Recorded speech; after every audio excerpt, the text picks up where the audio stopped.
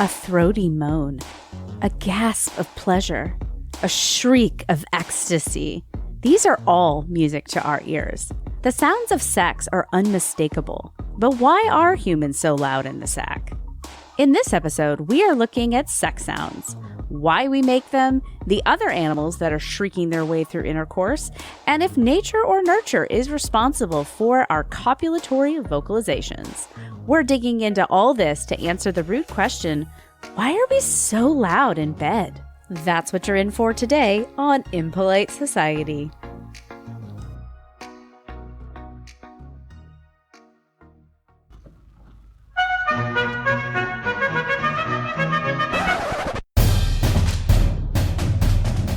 You're listening to Impolite Society with Laura and Rachel.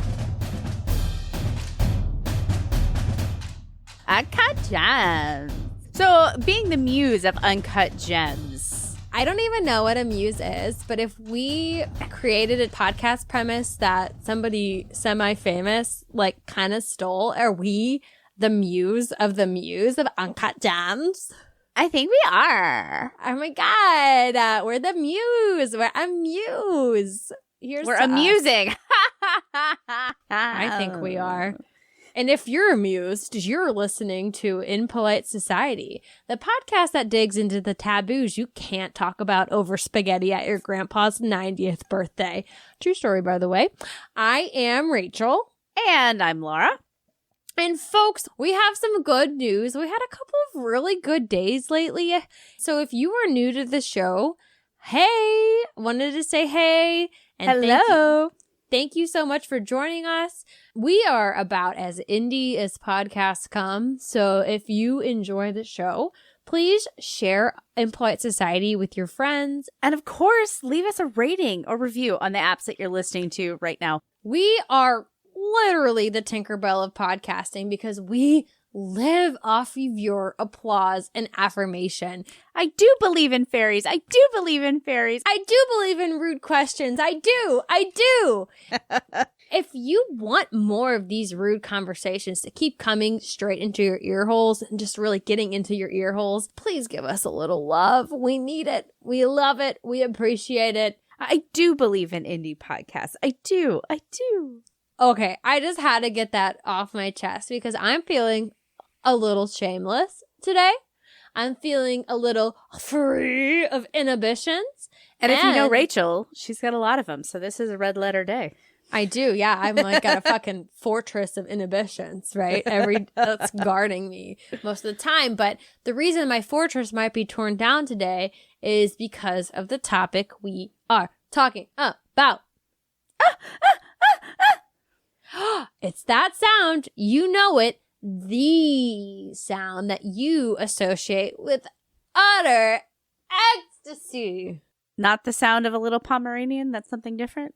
But this is the sound that is either music to your ears or makes you want to jam them full of your pillow when it's coming from your upstairs neighbor's apartment at 5 a.m. every day.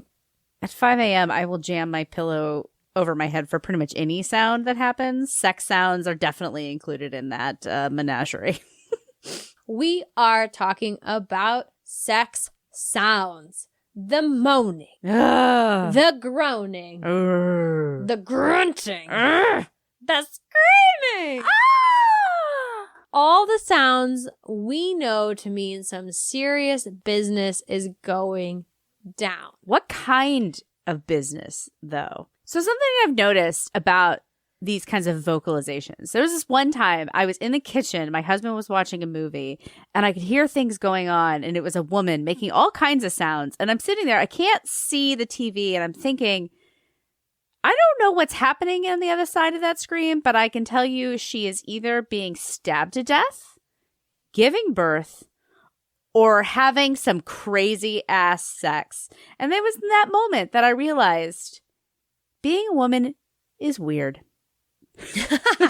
Well, it's only going to get weirder from here on out, to be fair. But I can say, as the person who did the research today, I have a theory for why those sounds sound similar. Ooh. And I will tell you about that. probably at the end of the podcast. So listeners, you just got to keep going. You got to listen and bear with us all the way to the bitter end. But while we all enjoy that sweet, sweet melody of potentially a woman being stabbed, that's a sad way to think of it, but it's the less exaggerated version. I think we've all enjoyed the sounds that a lover has made while we are holding them close in our most intimate moments. It begs a question. Are all of these sounds authentic? Is our partner being sincere when they're making this orchestra of vocalizations? Or is our partner maybe putting on a little bit of a show? I definitely have an opinion on this, and that comes from my own personal experience, because when I am in the sack with my husband, I'm making all kinds of noises. I'm not saying that I go all out every time. You know, I'm not waking the neighbors every single time that we do it, but there's definitely more vocalizations going down as opposed to when I am by myself doing my own activities.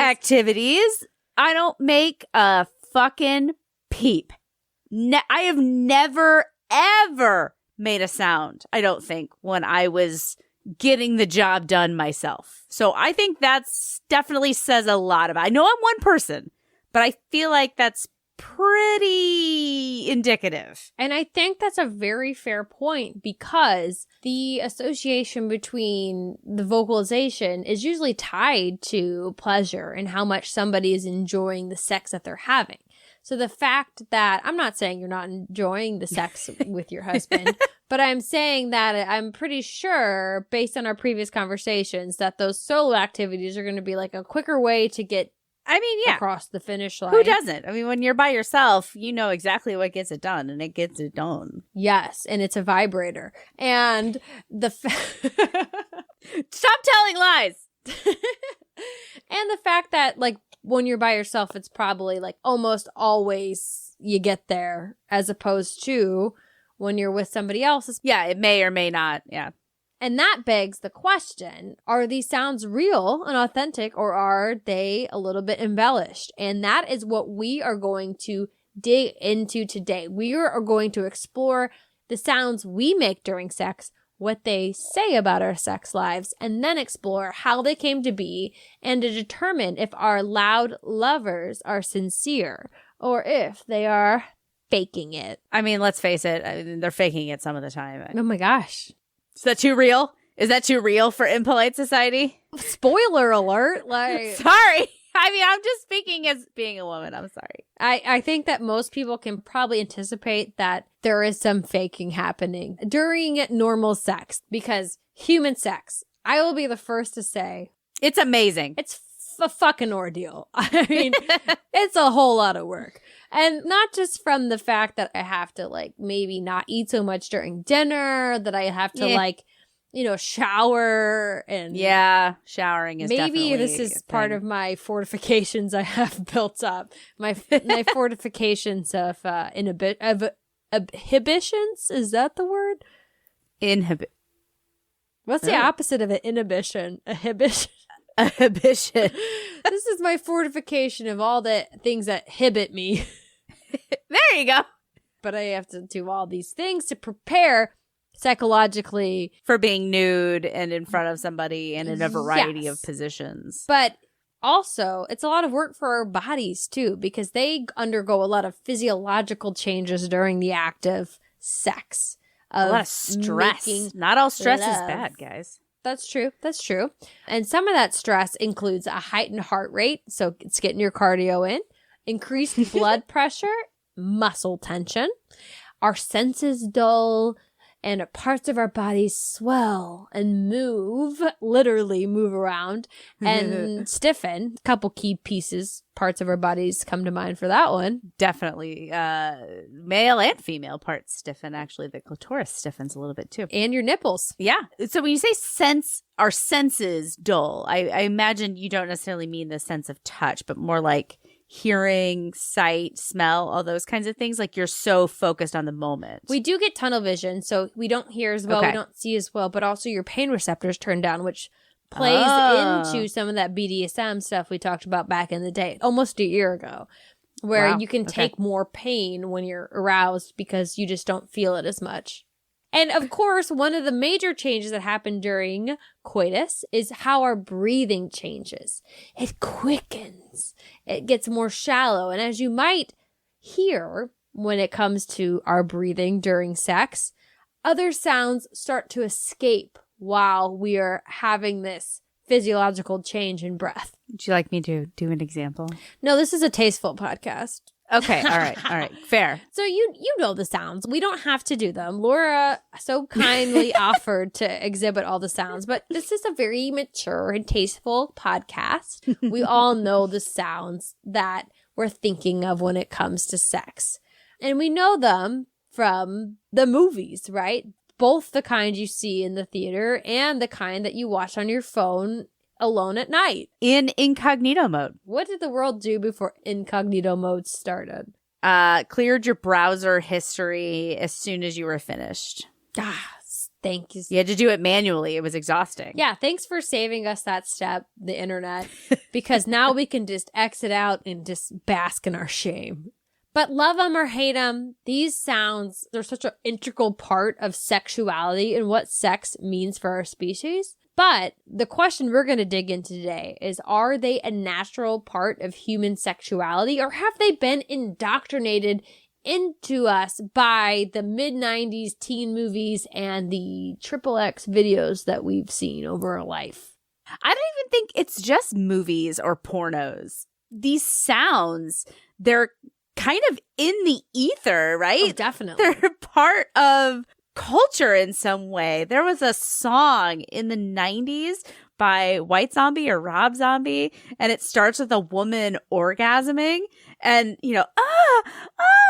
sorry, tasteful podcast. Oh, definitely. Anyway, that's what you come for Impolite Society, is for tasteful, like, mature content. Like this, we don't make sex sounds on this podcast or talk about lewd subject. But those kinds of things, they're everywhere. And before I had ever actually had sex, I definitely knew the thought that, like, this is what is expected of me during an encounter. Definitely. Is these sounds and this reinforcement. The feeling, whether or not it spontaneously bursts from my lips, wasn't really a question. It was like, you're going to, because this is what is expected of you in that moment. It's the same way you sit down to dinner, you pick up your fork and not, you don't just stick your straw face to eat down. your dinner. No, like a little piggy in the pig trough. Yeah, no, and that's how much it's permeated our culture, right? Where it's in songs, it's in fucking, like, food commercials where I feel like people are like gasping and moaning with eating food. And books, erotica. I've definitely read my fair share. That she moans, she groans. She couldn't control the sounds coming from her lips. She just had to do it. Yeah. There's a lot to unpack here when it comes with sex sounds. But before we get to the bottom of whether or not they're authentic or learned, right, through all the media we consumed, because, as we said, this is a very classy and distinguished podcast.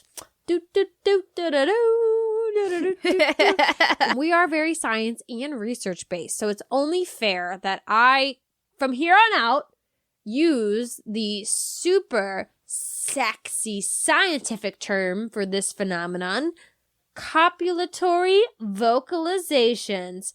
I mean, that just got me hot right now. I know. I like copulatory vocalization. Yes. Anyway, so that is the scientific term, and we're going to get into these, where they come from. But first, let's just take a look at what they do for sex, right? Wake up your neighbors. Yes. Besides just waking up your neighbors, there are surprisingly not a ton of studies that are dig into how copulatory vocalizations affect human sex satisfaction, because apparently at this point we've just accepted it as a fact of life that loud sex is good sex. The sky is blue, gravity pulls you down. We make noise when we fuck good. And the few studies that are out there will say that the more noise we make, the less inhibited we are. And the less inhibited we are when we make the beast with two backs. Which, total aside, I once had a AP English teacher, when we were reading Othello or something of that nature, try to tell us that the beast with two backs was doggy style. And I'm just like, even at that time, as a 17-year-old who was not very sexually experienced, I was like, I don't think that's what they mean. I think they just mean it's just sex. Missionary, because it has two backs. Because doggy style would be two backs and two fronts, and like, who has time to put that into an iambic pentameter? Nobody. I am the beast with two backs and two fronts. Is that iambic pentameter? No, probably not. It was. And when I am around, there's lots of grunts. God, this is such an academic podcast. Like, no wonder we're not popular. You're smart bitches. Nobody gives a shit. Let's go back to talking about Uncut Gems. Uncut Gems. We're the fucking Frasier of podcasts. Nobody listens to his show either. It's a constant joke. Exactly. And so, okay, back to the sex things. That's why you're here. We get it. You don't want to hear our fucking literature jokes. Sorry. And when we come to talking about loudness and volume being associated with not having any restraints, just being free and being in the moment, when we think about sex, what is the number one orgasm killer? Laura, do you know? My brain. Your brain. Exactly. Stress. Being focused on all these other things. They are what stop us from having pleasure. Did I do the laundry? Are the dishes done? Do my feet look weird? Man, I need to wash these sheets. These are all the things that are going through my head when I'm not orgasming. Exactly. Like, is this a roll on my stomach? Is there more movement there than there was a couple weeks ago? Do I have a work meeting tomorrow? Also, like, all the things I could be doing in this 40 minutes as opposed to what I'm actually doing. And the fact that I'm thinking about all the things I could be doing is making those 40 minutes turn into like 60. Right? And so that is the number one orgasm killer. So of course, people who are just like free and not thinking about all those things while they're bumping uglies are going to be having better sex. They're going to be more present and enjoy it. And that's shown in other studies that suggest the same fact, including one done by researchers at the University of Leeds. And they found a direct correlation between expressing pleasure and experiencing enhanced pleasure, right? So the more you express what you like, the more you're going to have stuff you like. Yeah, I was thinking of it in the sense as like if your brain is not focused on those other things, you're more present to be in the moment, which means that you're going to enhance your own pleasure just by being in the moment. I'm trying to like follow the train here. Oh, it's definitely a correlation versus causation situation where it's like if you're a dumb fuck, you're going to like fuck dumb, you know? You're going to get fucked dumb. Oh my God, I've always thought that how life, it would be so easy if you just never thought about anything. Yep, and those are the people who are fucking shrieking and waking us all up at 4 a.m. when they're having their early morning sex. But as we dig into the research of copulatory vocalizations, this is where we find that it's a little one-sided because who is the one always making the noise in the movies? It's not the dudes, that's for sure. It's never the dudes. It's us, the ladies. We are responsible for this piece of the equation. I've often thought about how unfair this is. It's like you get so much positive feedback in this interaction, and I get none. Maybe a moan or two, or maybe a look on your face. It's much more subtle, certainly. Well, your positive reinforcement is that sweet hot cream on your face. On my face? Oh, good God.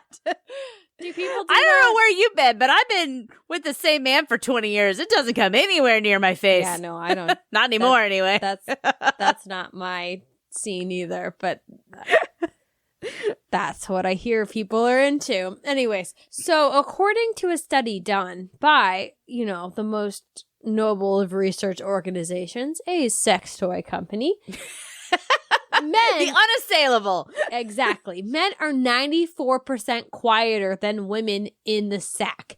Granted, take into perspective the source, but the fact that we are citing a study done by a sex toy company is just a symptom of the fact that there is no research focused on male vocalizations during sex. The research all very heavily focuses on women. To the point that it was very fucking creepy at times, where cue the research, the literally academic published research that had the title Beautiful Noise. I hate it when they try to get really creative with the titles on the research papers. It's so fucking annoying, but it's really just like, annoying. No, just say what it is. And the fact that you put Beautiful Noise in there made me cringe and like a deep part of my soul. And it just made me think about the fact, like, it made me imagine that maybe the folks working on this paper were all men. Yeah, all men. I did look at everything I read, majority men. And I just pictured them being very lustful graduate students who maybe needed to spend less time in the lab and more time out with real humans. Well, I'd just say there's a huge gap on the research on copulatory vocalizations. So researchers, send your requests. Yeah, definitely. So men make more noise. Researchers research it and see sex toy companies keep on keeping on because you're doing God's work. Okay. So these vocalizations, they can take a romp in the hay to the next level. But where does this behavior come from? Is it an evolutionary base? Is there some evolutionary benefit for us being loud in the sack? Or is this strictly a learned behavior that we've learned from the media that we talked about? And that's right, folks. You've entered the court of Impolite Society. And this court is now hearing the case of nature versus nurture when it comes to female copulatory vocalizations. And we're actually going to hear nature's argument first up, right when we get back after this break.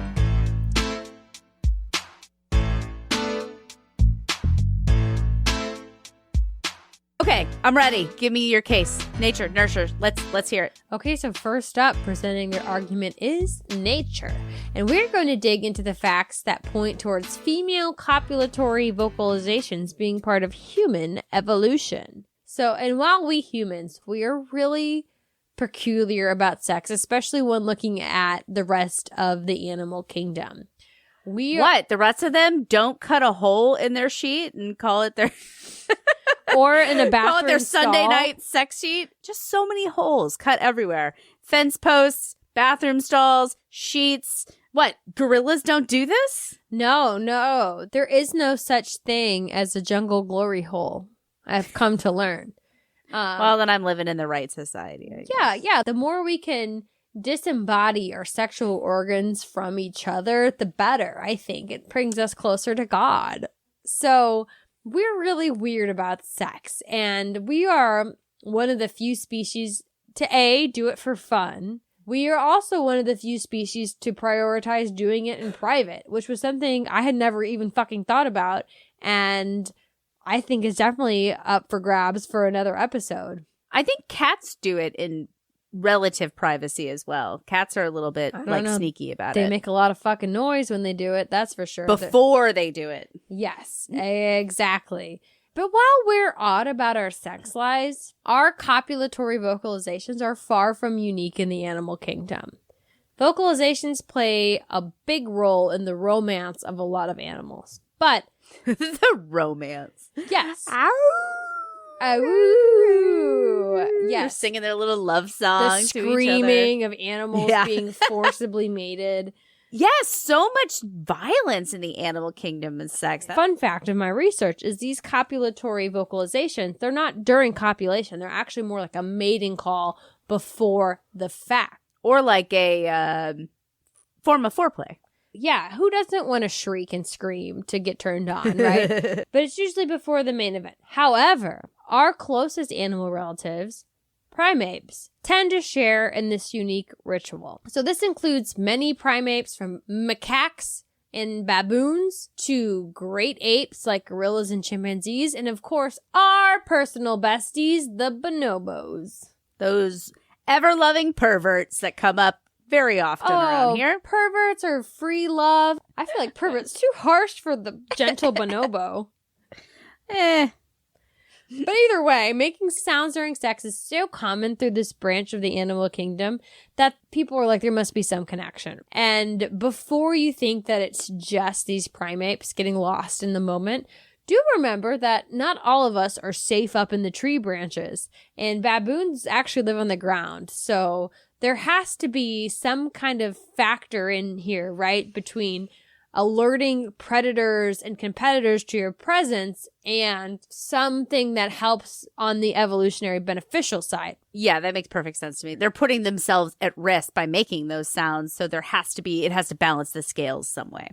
So here are what some of the best and the brightest have determined as their hypothesis of why primates, including humans, make these copulatory vocalizations. So the first is that researchers who spent a lot of time watching monkeys have sex, essentially. A lot of monkey porn. I know, it's not porn if it's happening in real time. It's just... They're just lucky. It's just... That's a good joke. I like that.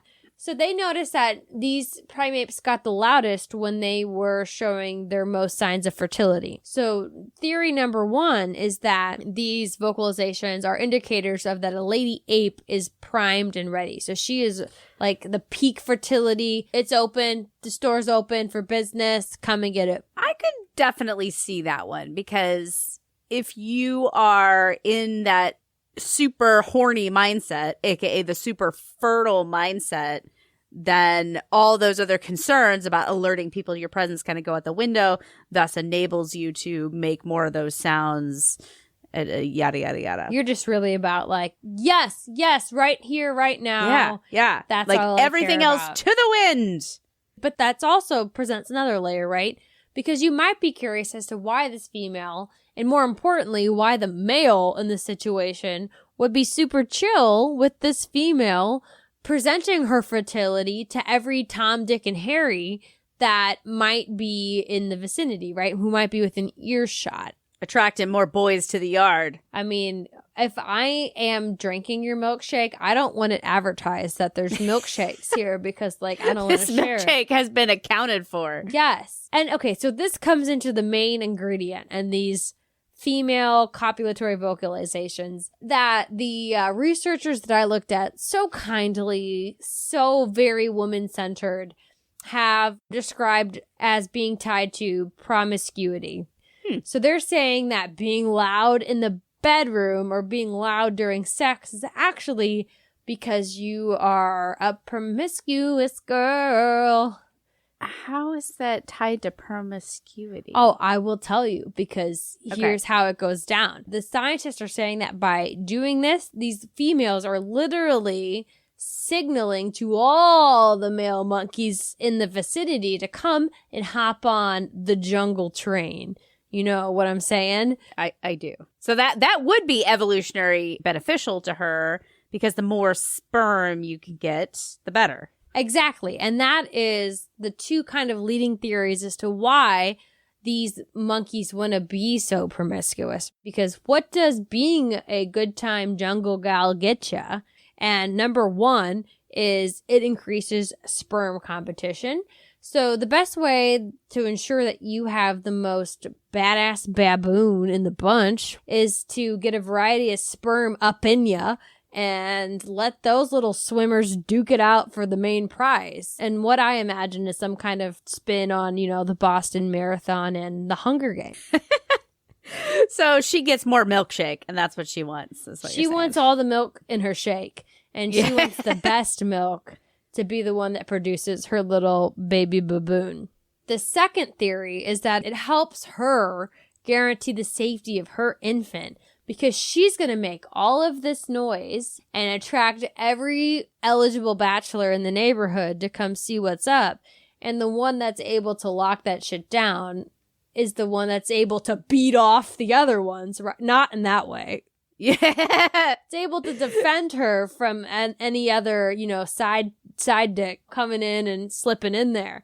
So therefore, they're able to protect her darling, helpless lump of human that comes out eventually. Not only that, but also that means that that darling lump that comes out is going to be stronger than the rest. If you have the strongest person that fights its way in, that means as their offspring, they're also going to be a stronger member of the species and able to then propagate their own genes more. So win-win. Yeah, across the board. And I think that second one is kind of like a happy accident because they're just mostly looking for, I don't want to waste energy themselves procreating and then having that thing. It's almost like this is how it all happened. Well, exactly, right? There's definitely some strong logic behind those two theories. But I will say, both of these theories, they are what are quote unquote like the sexiest hypothesis. These are the ones you will see quoted in the Men's Health magazine, in Cosmopolitan.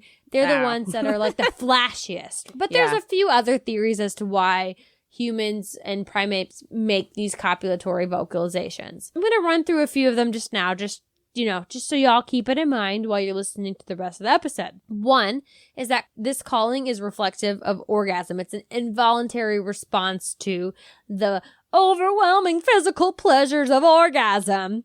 She just couldn't control it any longer. I mean, this is what the online documentaries that I have observed would have you believe. And the fan fictions. And the fan fictions. It's definitely a part of our socialization. Another one is that these calls help strengthen the bond between males and females. Another is that they signal to other females that, bitches, it's breeding season. You better grease those wheels because you're next, honey. You better get wet, girls, because this train is coming your way. Yeah. He's not going to be done after me, You better. But I mean, I say that in all joking, but apparently some primates have like synchronized breeding, like they come into peak fertility at the same time. So it's kind of like a, hey, it's time. That's what they say. Women ovulate at the same time.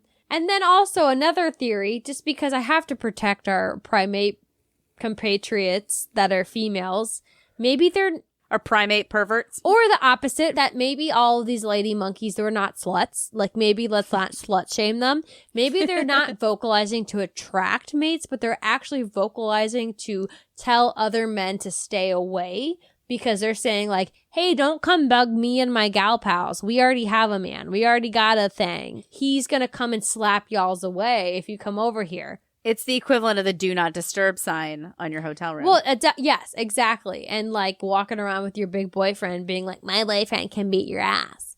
It's just kind of like a way of signaling that you've chosen a mate already. So like, don't even inquire. One of the ones that I'm thinking of that wasn't listed here was about how it might increase male performance with those vocalizations, those copulatory vocalizations erupting from your lips. It would spur on your partner to go faster, harder. I guess those aren't evolutionary benefits. I don't know, produce more sperm. Does that happen? That's a fair point, because I think that those theories are definitely on the table, and they come from more of the nurture side. So let's hear that case. So for the case of nature, it's that our primate relatives also vocalize, so there must be some common thread there, and that these theories that we talked about say that this copulatory vocalization might be advantageous to us as a species from an evolutionary perspective. But like you said, there's layers to this, and things, especially with humans, are never as simple as A plus B equals C. There's always layers to it. So next, we must hear the case for nurture. Bum bum. Exactly. Bum bum bum bum. So we will let the Council for Nature rest, and we will hear the case for nurture. And let's jump right into it by just busting one of the top hypotheses about female copulatory vocalizations being caused by nature, and that is that they are reflexive of orgasm, because that is absolutely untrue. From my experience, it certainly is. Shocker, no.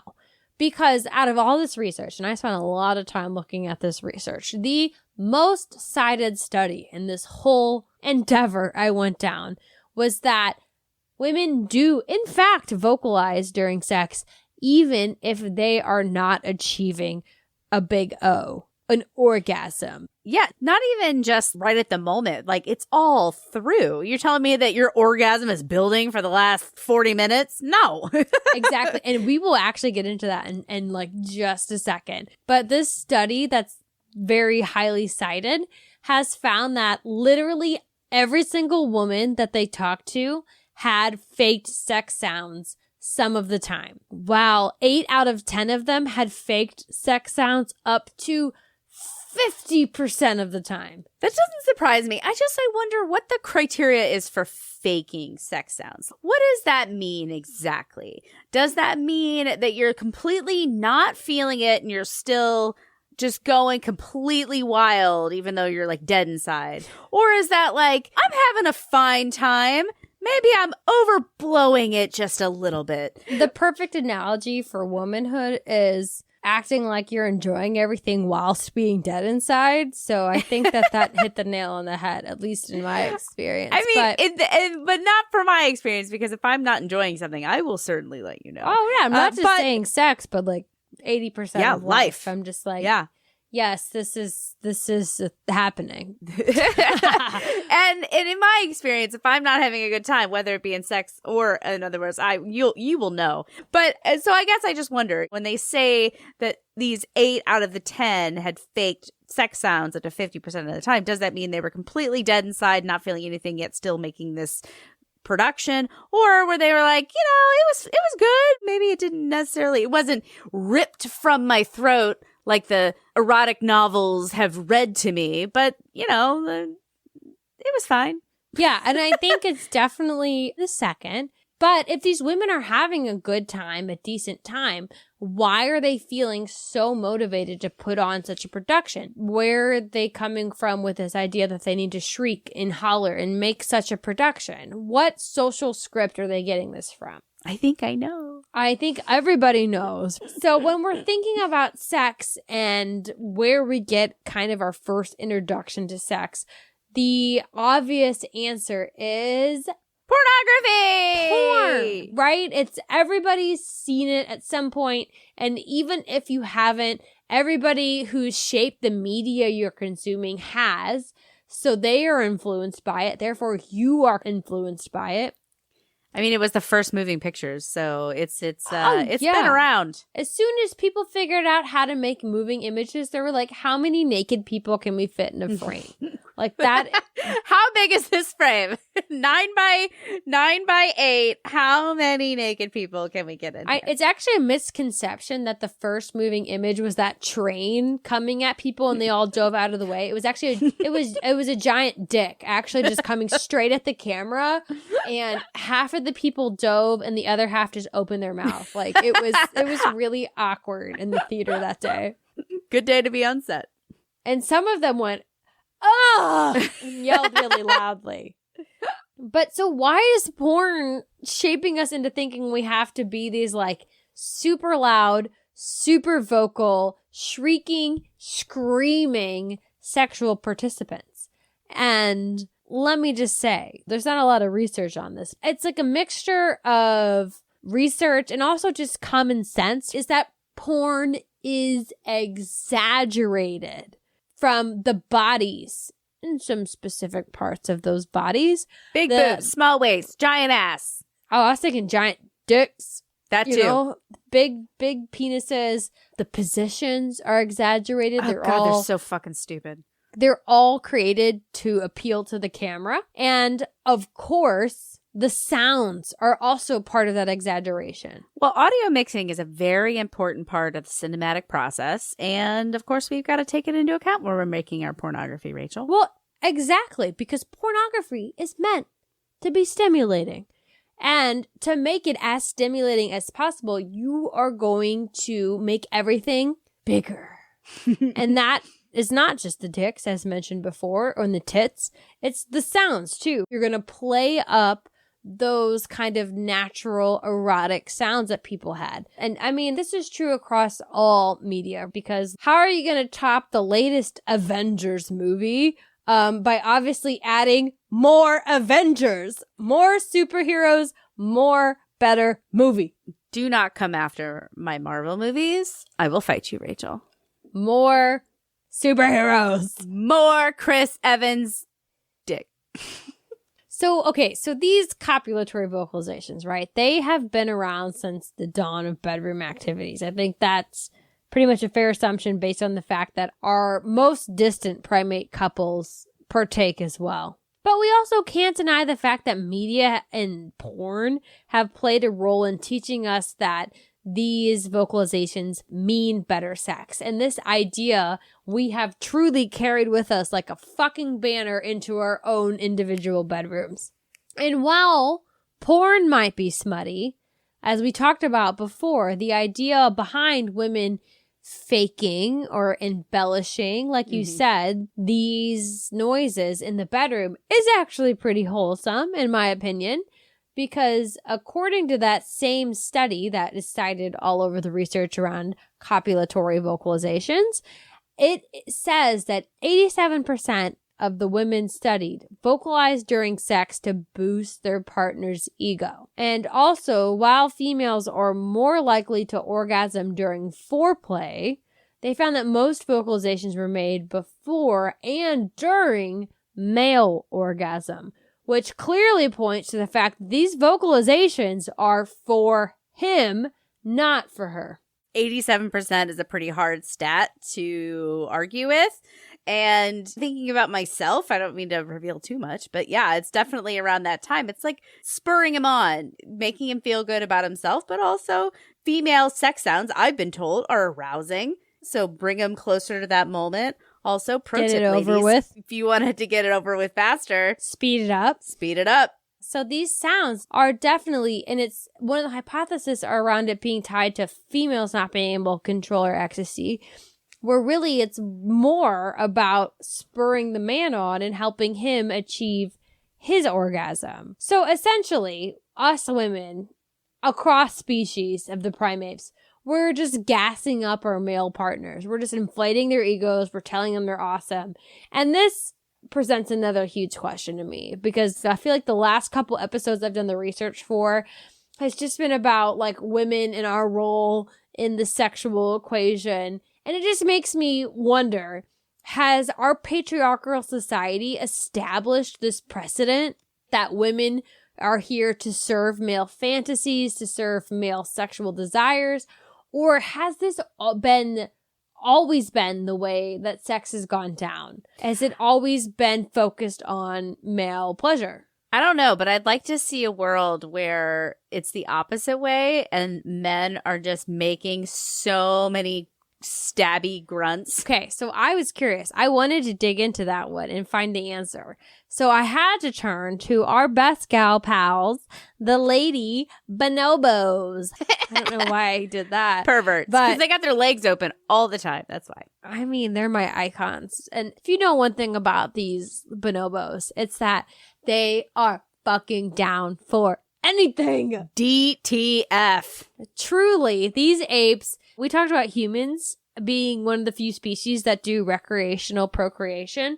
The bonobos take it to the next level because they are fucking everyone. They are fucking opposite sex, same sex, family members, strangers. Like literally anybody is just like, let's get it on right here, right now. Sex with bonobos is more common than the handshake was prior to 2020. And the researchers who studied the bonobos found that these copulatory vocalizations were not created equal. These female bonobos made more sounds. They called more often and louder when engaged with a more quote-unquote dominant male. And this even carried over to female-female partnerings, where they found that the submissive female or the lower ranking female in the copulation was the one who was making the noises. And this was also seen in gorillas. So gorillas aren't getting down as often, but the gorillas that they did observe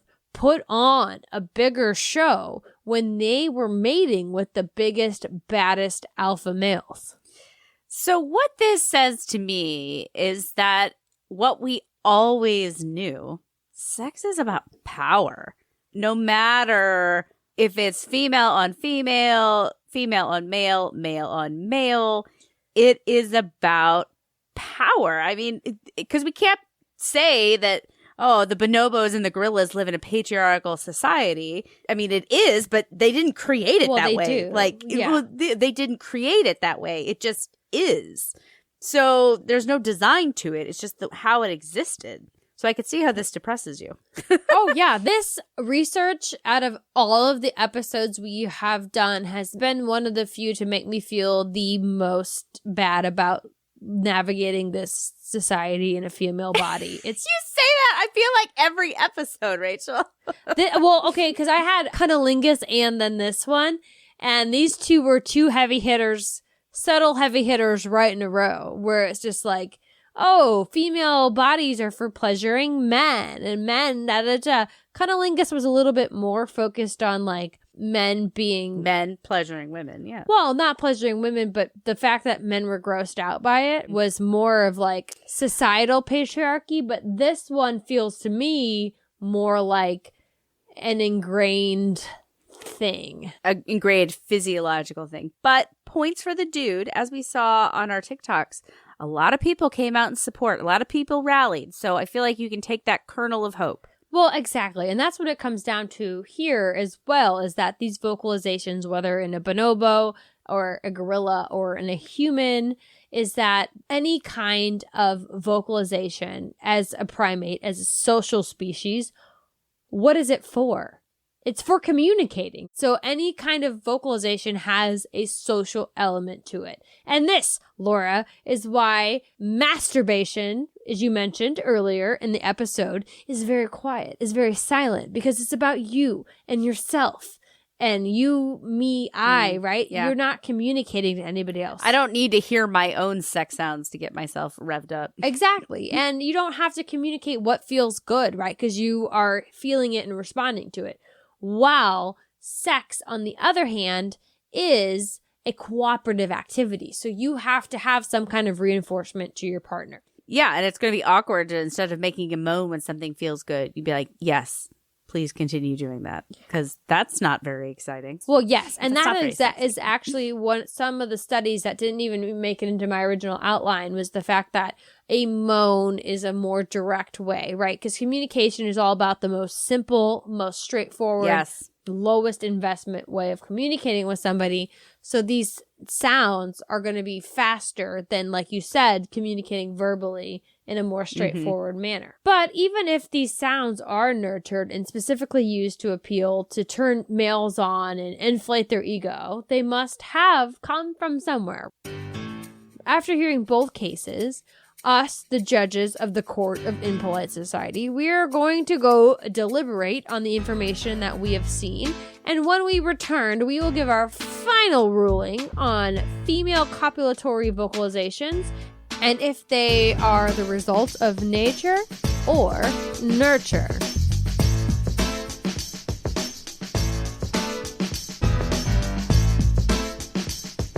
And we're back. We've heard the arguments, we've studied the discovery, and we've interrogated the witnesses within an inch of their lives. Who is the witness? My vagina? This is... Does your vagina make copulatory vocalizations? Queef. Yeah, just... and only in certain positions. Wait, I'm sorry. Classy podcast. Yes. This is... We're very distinguished. This is a science podcast, Laura. We can't make queef sounds on our podcast. But we're going to share our verdicts. So first up, I want to hear Judge Laura. What are your thoughts? Are copulatory vocalizations nature or nurture? Oh, you know what I'm going to say here, because it's the same thing that I always say. It's a little bit of both. I'm perpetually this person who's always on the fence, and I even annoy myself with it. But I feel like when looking at those pieces of evidence, it feels pretty firm in the fact that it comes from nature, but it's been amplified through society and nurture, through pornography, through all the things that we see, through the fact that we also see how it gets results, is that it's both. It's most of the things that we do. It serves some benefit, but we also kind of fluffed it up a little bit. And I am right there with you. No surprise. My ruling is similar. But to get into why I think so, I kind of like want to take a second to talk about the origins of just kind of grunting in general. So the grunt is a natural phenomenon that happens in like the right conditions when you're physically exerting yourselves. So in that physical exertation, that's a big word. That's a 10-cent word. Sometimes you have to make that audio sound with it. And take, for example, the most famous sport or the sport most well known for grunting. What is it? Tennis. Tennis. Of course it's fucking tennis. They make all kinds of noise. Researchers found that grunting in tennis actually increases the velocity of their shot by like 5%. I'm sure that actually, not even just across tennis. I mean, like weightlifting. I feel like we even talked about this when it comes to not grunting, but swearing. Yes. You know, that swearing increased your pain tolerance and strength and things like that. It's something about like releasing some kind of tension in your body the energy. Or something. Well, in the case of the tennis players, it's because to not grunt, you had to physically exert energy to control the grunt. To hold your breath in. Yes. So you just letting it out helped you. And this is where the physiological response of this audio sound is paired with a social element when you look at us being very social animals. And a really good example of that is geese and other kind of waterfowl. Apparently being a bird is hard. You have to expend a lot of energy to fly. As effortless bird as life. it might seem, you have to really fucking try to get off to defy gravity. Who would have thought? And as part of that, your wings are pushing down and these geese are grunting in the form of honking. Honking is a grunt in this situation. Oh. It's like, interesting. And once you start acting it out, it makes sense because it felt very natural to me in that moment. But yeah, it's like where the breath comes. Exactly. Yeah. You're contracting. And you pair that with the fact that this natural grunt is also a social communication. It signifies that one goose is taking off so that all the other geese, they should start thinking about making moves too. Am I going or are we staying? Am I going or am I staying? I hear the honks. I think we're going. Exactly. So I feel like the first goose is the one making the most noise and the rest are like, okay, we're with ya. And so this is kind of what is happening when we have sex and we make these copulatory vocalizations. There's a physical exertion when it comes to having sex that maybe created the first gasps and groans and moans, but because we are social beings, it started to take off from there. It's interesting because just thinking about the act of intercourse and how the two bodies play together, I guess it does kind of make more sense for a woman to be making those kinds of grunting noises. Oh, definitely. Not necessarily because of the effort, because I guess in a more, quote, traditional way, the woman is more passive and the man is doing thing. Yeah. But the energy. You're absorbing the energy being under, but also if you've ever been stabbed in the cervix over and over again, like it doesn't always feel bad. It can feel bad, but there's definitely an impact that is happening, not just on your body and the force, but also inside of you. So, okay, extra point for nature there. Well, definitely. It's coming up. It's hitting your diaphragm. Your diaphragm is pushing the air out of your lungs. So you're making a sound. So there's no denying that there is a natural origin to these sounds. Mm-hmm. What I also think is that these sounds then became something that our species and our relative species have then latched onto as a signal of mating. And there's two hypotheses that I am behind as to why we do vocalize during copulation. And the first is that it's a non-adaptive trait that is simply maintained by the fact that it doesn't hurt us. So it's something that happened and we've latched onto, and it doesn't provide any selective pressure against our species. So it has continued to exist. And I also am very down with the concept that it helps pair male and female breeding pairs, right? Because as we mentioned, it helps gas up men, right? It helps men feel better about their sexual encounters. So it keeps them coming back for more. So if your lady's vocal and acting like she's enjoying your romp in the hay, you're going to be like, yes, she gets it. She's down with it. I like her. I like being liked. I like being liked. Who doesn't like being liked? Mm-hmm. That's, the very core of a social species. And so this is what comes down to my final ruling. And that is that the first grunts and groans were uttered by force of nature, but throughout the generations and generations and generations that followed, these sounds have been woven into our mating rituals simply because we fucking liked it, It turned us on. And you can see that emphasized in the pornography and the media that came as a result of it. So while these copulatory vocalizations have natural origins, your lady friend today is kind of putting on a bit of a show for you if we're going to dig back to that rude question. And that is backed by the research. Sorry, fellas. But even if she is technically faking it to some extent, it's coming from a good place because she's wanting to make you feel good and she's wanting to, of course, make you orgasm. So really, is it that bad? I would say absolutely not. And besides, what would you rather do? Sit there like I do when I masturbate and just not say a word?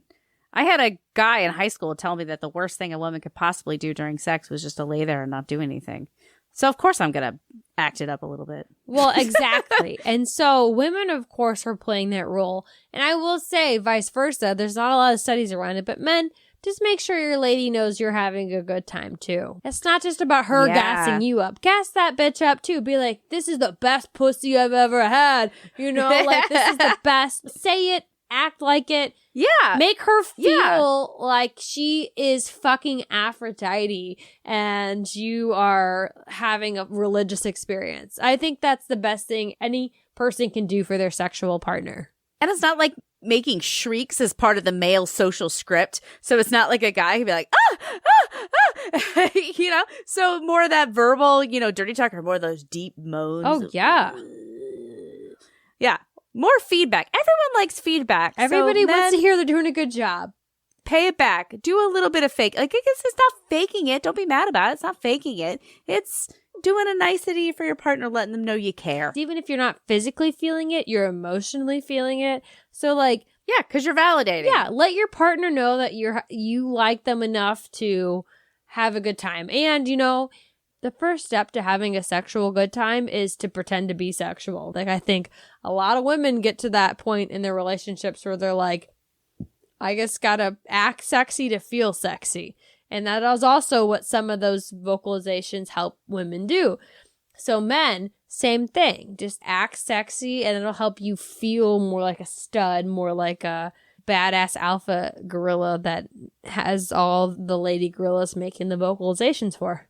I heard a saying one time, your appetite comes once you start eating. Well, that's not true for me. I'm always hungry. Related, but it's related to sex. Once you start, you'll realize that you wanted it all along. That's the thing about the male-female dynamics. And that was like that old lady on late night cable who was like, women, just when your man wants to have sex, you just have sex because you won't hate it while it's happening. You might not want it beforehand, but when it's happening, you're like, this isn't so bad.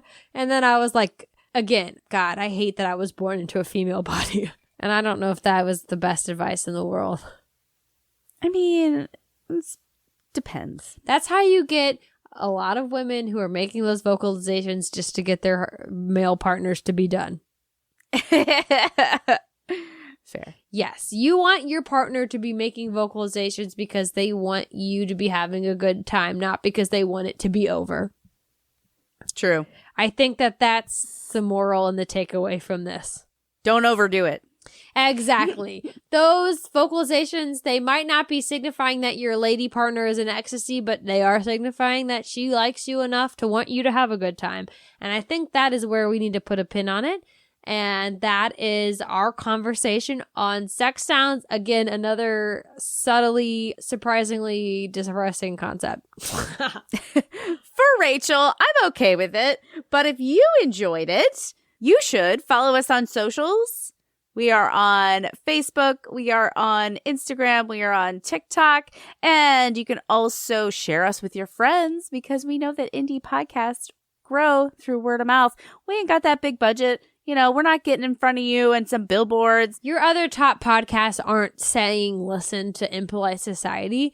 You found us because you are a true connoisseur of podcasts, and that makes you just a little bit better than the average person. And if Truly. If you know people who are also a little bit better than the average person, be sure to share us with them. And if you have a rude question of your very own, please email it to us at rude@impolitesocietypodcast.com, and your question might just be the topic of a whole episode.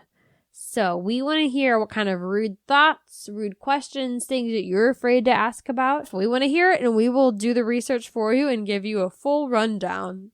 And in the subject line of the email, Laura would like to request that you type in your own sex sounds phonetically, just for research basis. Yes, definitely. Well, that is it for us. Thank you so much for listening, and we will see you next time. And of course, above everything, above primates and bonobos and sex sounds, we want you to remember, stay curious, our fellow deviant, and never, ever stop marching to the beat of your own drum. Are we going to end it with sex sounds? What are your sex sounds?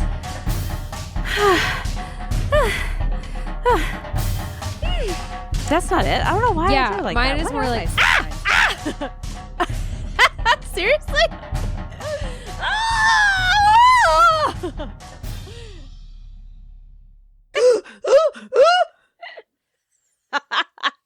That's some hot shit right there. Yeah.